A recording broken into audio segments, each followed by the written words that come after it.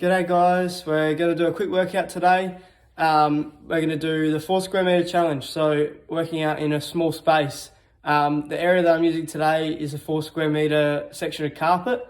This was perfect for my isolation workouts, so we'll see how you go working in a small space too. I've just used things around the house that I found for my workout today, so we'll see how you go finding stuff around yours too. Good luck.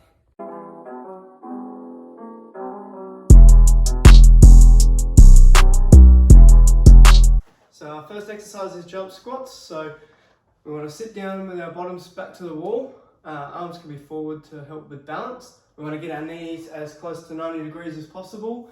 And then we want to explode through our heels and just rep it out. If you have any knee injuries, we can take out the jump. So just focus on getting as close to the ground as possible, close to that 90 degrees as we can, and just focus on squatting that out.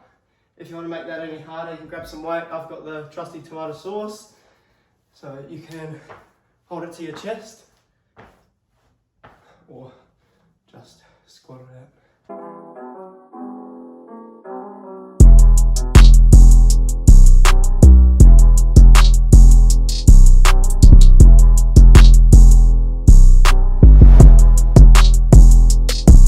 Our next one is an elevated push-up. So what we're going to do is we're going to start with our feet on the chair, both feet, up on your toes, in a bit of a bridge position, and our palms want to be in line with our head, and then you just want to do a push-up, but head to the floor, like so. If that one's too challenging, you can just go to your normal push-up to practice those, but try for the elevated one first.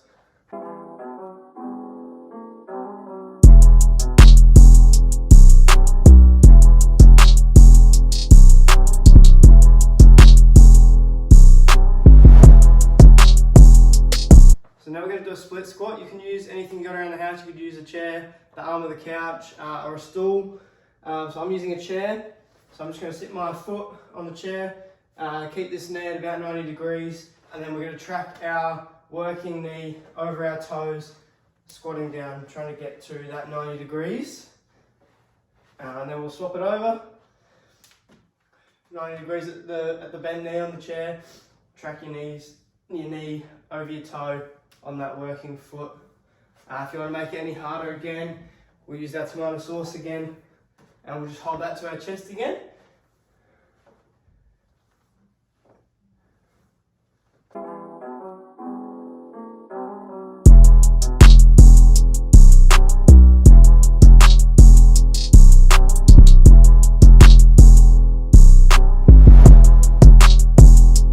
So our next exercise is a moving plank. So we want to go down into a plank position with our hands above our shoulders, making sure they're in line, and make sure our shoulders and our ankles create a straight line with our body.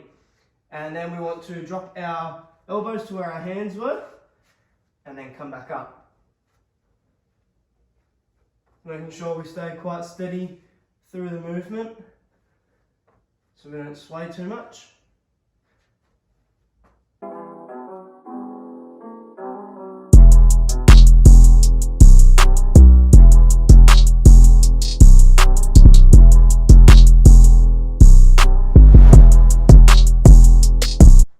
Exercise is going to be a plyo lunge. So what we want to do is start in a lunge, and then we want to jump and swap the leg.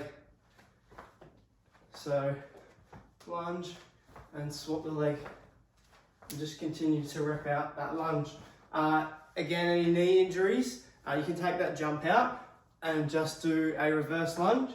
So we want to aim to keep our front leg from tracking over our toes. We don't want to do that. And we want to try and get as close to the ground with our knee that's going back as possible. So avoid your knee tracking over and get that back knee as close to the ground as possible.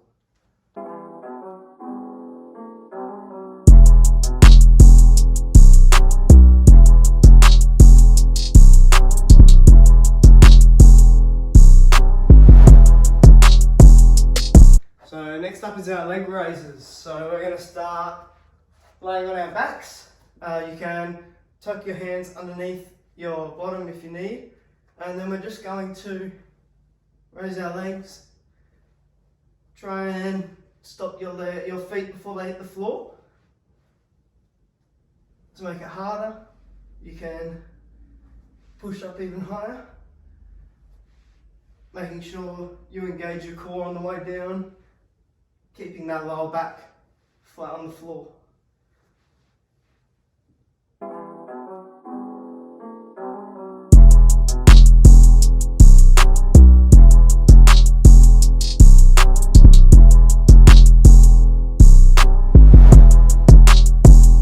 So now we're going to do our tricep dip. So I've got the chair here again. So what I'm going to do is put my palms on the edge of the chair. I'm going to keep my back quite close to the bench as I drop down with my butt towards the floor, and just bending my elbow to about 90 degrees again. To make that one harder, you can walk out a little bit more, and to make it easier, just walk in, keeping that back close to the chair as you drop your bum to the floor.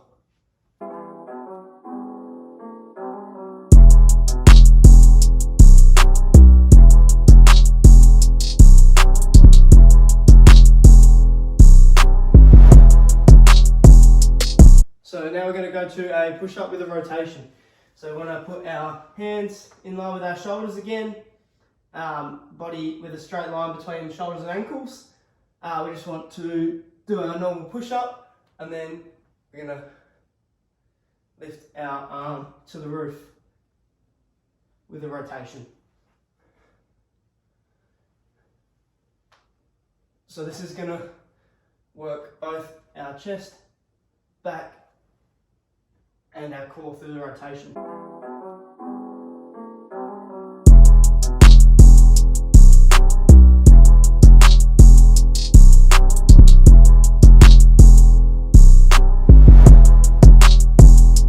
And finally we've got our Russian twist. So we're going to sit on our bottoms, feet on the floor with our knees bent, leaning back, and just touching the floor on either side.